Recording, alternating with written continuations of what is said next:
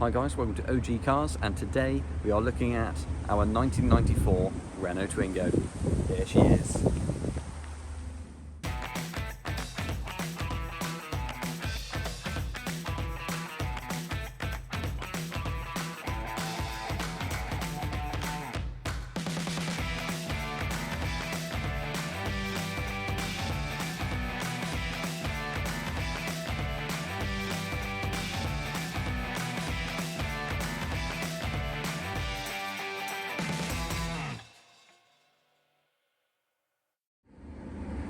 So everyone, this is Mr. P, the 1994 Renault Twingo Mark 1, and you would have seen it in the Christmas video, and you may have seen it on my personal account and a couple of other places as well. So we're excited to show you this video today because it's been a little while in the making. We've been quite busy, we've got a few big plans coming up which we're excited to share with you soon, but yeah, we really just wanted to get this one out today to show you the Renault Twingo because it's just been too long in the making.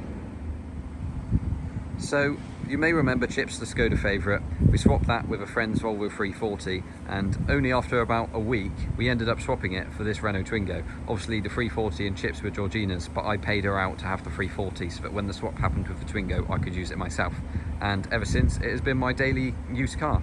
So if you guys remember the 340 video, you may think that, to be fair, I've probably had this car for a while, and that's because I have. I've been using it for quite a little bit. So the next question is, why did I want a Renault Twingo? And the answer is simple. Just look at the little face. In all seriousness, this is one of those cars I've always quite liked. Georgina and I did a little trip to France when we first got together, and we played Spot the Twingo quite a lot. It's one of those cars that you can quite easily see within the traffic, because obviously it stands out, it's quite quirky. They made them for quite a long time in France as well, so there's quite a few of these Mark 1 Twingos still about. I remember the old Twingo memes pages as well, and always found it quite funny that these were like the angry eyes and everything. There were some quite funny memes on Facebook and everything with these cars, so I've always seen them on the pages and thought, they look quite funny. But it's really strange to see one in the UK. So when this one came up on eBay, I just had to offer the swap, and I was so lucky to have been able to swap the Volvo 340 for this, because it has been quite an interesting car to own. So a little bit more about this car. It was imported in 1997, we believe, by Gordon Lamb. Gordon Lamb! Gordon Lamb! Gordon Lamb! Gordon Lamb! Gordon Lamb! Gordon Lamb! Now, if only I knew where this car came from on the inside. Oh wait. Gordon Lamb! Okay, this really is the last one now. Gordon Lamb! So, assuming this was imported by Gordon Lamb in 97, the other details we do know is it's a 94 French Renault Twingo Mark 1, so it was imported after 3 years. It's a left-hand drive model. They never made them in right-hand drive, of course, as they never made it to the UK market. It's been around various owners, but we don't really know too much of a history in between Gordon Lamb and the previous owner. We do know it was sold to the previous owner on the premise that it needed repairs before it went back on the road, and this is work that the previous owner did carry out, some welding for example, and a couple other bits before it went on the road. Now there are lots of sort of bills and receipts that come with this car, so we can see that it's had quite an extensive life in the UK. It's had lots of tyres, batteries, brake pads, etc. fitted, lots of MOT tests, so you know, it's always been on the road, it's been used a lot. I can't remember the mileage, we'll have to check, but it's done quite a high mileage considering what it is as well. So in my ownership, it has gone to the Goodwood 90s Breakfast Meet, which was a really good show. It was well received. It was really interesting to see it there as well, because there were a lot of sort of 90s supercars and everything, but people really found the Twingo quite quirky and interesting, so everyone was sort of having a look. There's also a part of the video on Adam C's channel for that same event where he noticed it and said that he really liked them, so we quite enjoyed that bit as well. We'll link that video in the description below so you can see that. I've also taken it to the Queen Square Bristol meet. I believe that was last month. That was well received there as well. Obviously you never really see these, so it's always quite interesting to see them in the UK.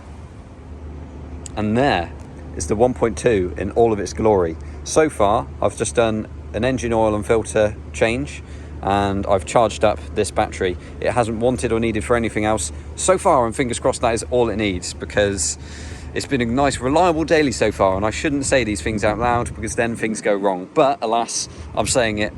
And the only other thing I've done is fit new front tyres on, because one of them was starting to go down and the tread was getting a bit low on both anyway. So I've put new Vredstein snow tracks on, which are nice winter treads for obviously these winter months which we're going through, which is why the car has a bit of dirt on. But there we go, it is taking the winter months in its stride, apart from that, but don't worry about that bit.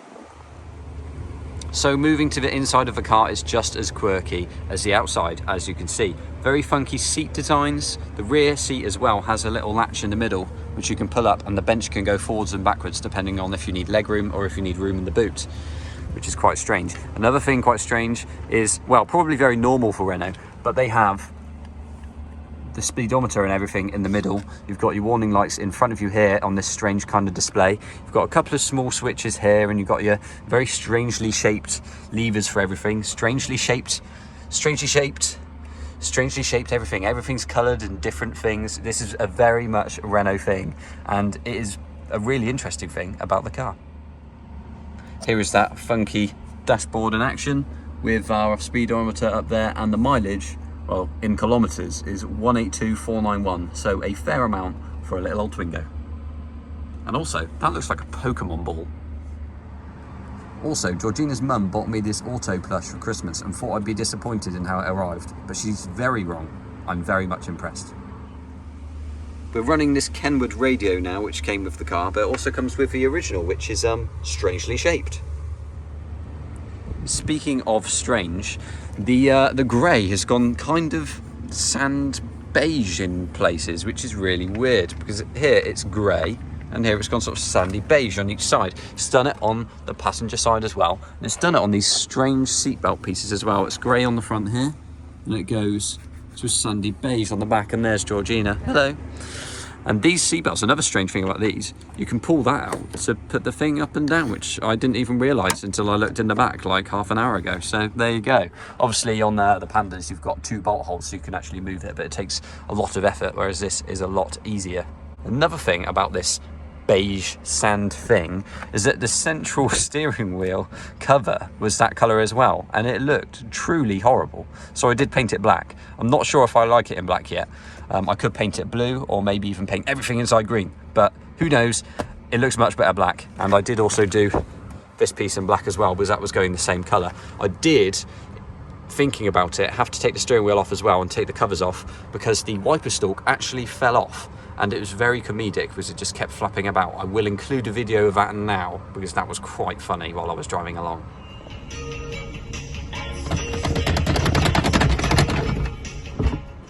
Luckily that stalk was only fixed by just putting the original 2 screws back in, which had simply fallen out, and apparently that's a common issue. So the room in the boot is quite good. You may also see the original wheel trims are in there. I only have 3, not 4, so I've gone with the standard Steelies look, which I actually quite like, so we're keeping that at the moment. Even though there's fairly good boot space, there's still quite good legroom in the back as well, which is quite nice. You'll probably find that even though this is a small car, you have quite good room there, because the front is literally that big. It's not very big. The engine's sort of just under there, so it's a good design. It's only a little 1.2 engine, but it is slightly less economical than, say, the Pandas, but it's quite an old style engine. Obviously, being an earlier Twingo, being a Mark 1, it's got various differences, including that engine, although they do seem to be quite reliable, which is always a bonus. Again, I probably shouldn't say that, because I will then end up having problems, but fingers crossed, everything will be fine. It's been a great daily so far. Other differences with the Mark 1 is that they always had black bumpers, and you'll say, hang on, these are green, and you're correct, they are green, because they were painted. Same as the mirrors, these were painted as well, and you can tell actually, because they're you can tell the difference in the, I know they were plastic anyway, so they always show up different to the metal, but the paint hasn't fared as well. I don't know if it was painted when it came over in 97 or at a later date, but all the pictures I found of it so far do show it with green. The other difference with the Mark 1 is that you have these sort of separate indicators, which are orange. The later ones had sort of like a whole light all in one unit, and they had just an orange bulb inside as well. But yeah, the Mark 1s did sort of look slightly older, and that's because they were. These are quite old cars now. It's weird because I look at these compared to, say, like the Wartburgs and the Fiat 126s, and I think, wow, they look pretty much brand new. But looking at the cars we drive around in now, modern cars, and these are really quite old. So these these are definitely an upcoming retro, which I really recommend people get into, because they're coming out of France thick and fast, because, you know, people like them. A lot of them have been battered. There's not many good ones left already, but there's still enough to make them cheap enough. So now is the time to get one if you really want one.